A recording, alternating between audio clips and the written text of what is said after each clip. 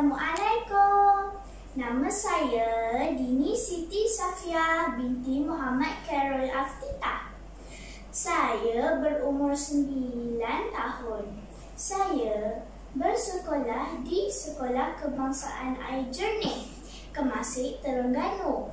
Pada hari ini, saya ingin menyampaikan sebuah cerita rakyat yang bertajuk Sang Anak yang Sombong dan Sang Kura-Kura. Pada suatu hari, sang anak keluar bersiar-siar di dalam hutan. La la la la la, la la la la la. Hai, senangnya dalam hati. Tiba-tiba, sang anak ternampak sang kura-kura sedang merangkak perlahan-lahan. Ha ha ha ha ha ha ha. Ha ha ha ha ha ha ha ha.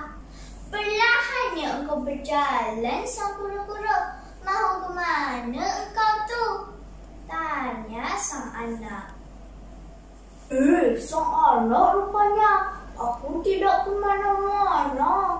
Saja mahu ke sana. Jawab sang kura-kura. Hai sang kura-kura, kasihan betul aku tengok engkau ni. Jalan pun lambat. Bilalah engkau nak sampai ke sana? Ejek sang anak. Tak apalah sang anak. Dah memang nasib aku begini. Aku reda. Dapat berjalan pun dah rasa bersyukur. Jawab sang kura-kura merendah diri. Sang anak yang angkuh tidak berpuas hati kerana sang kura-kura tidak marah. Lalu sang anak mencabar sang kura-kura untuk berlumba lari dengannya. Wahai sang kura-kura yang lemah, mahukah kau berlumba lari denganku? Cabar sang anak. Akhirnya, sang kancil dipilih menjadi hakim untuk perlumbaan antara sang anak dan sang kura-kura. 1, 2, 3, mula! Jerit sang kancil. Sang anak pun berlari dengan laju dan meninggalkan sang kura-kura jauh di belakang. Di pertengahan jalan, sang anak berasa penat.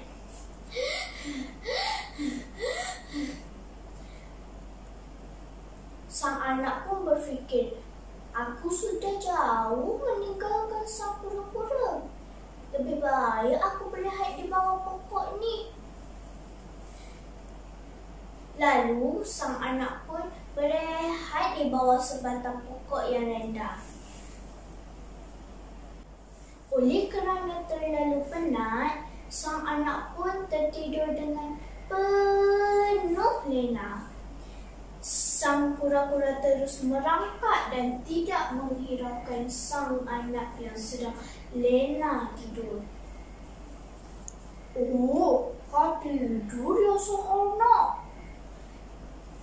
Tidak lama kemudian, sang anak pun terjaga dari tidurnya. Dia tercari-cari di mana sang kura-kura.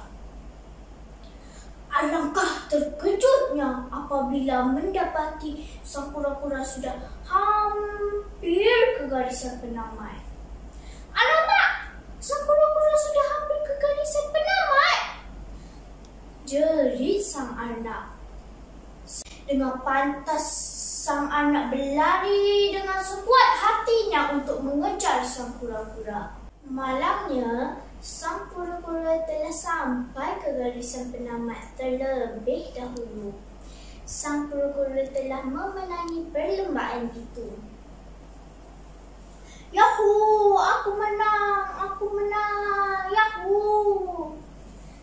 Sorak sang kura-kura dengan kegembiraan.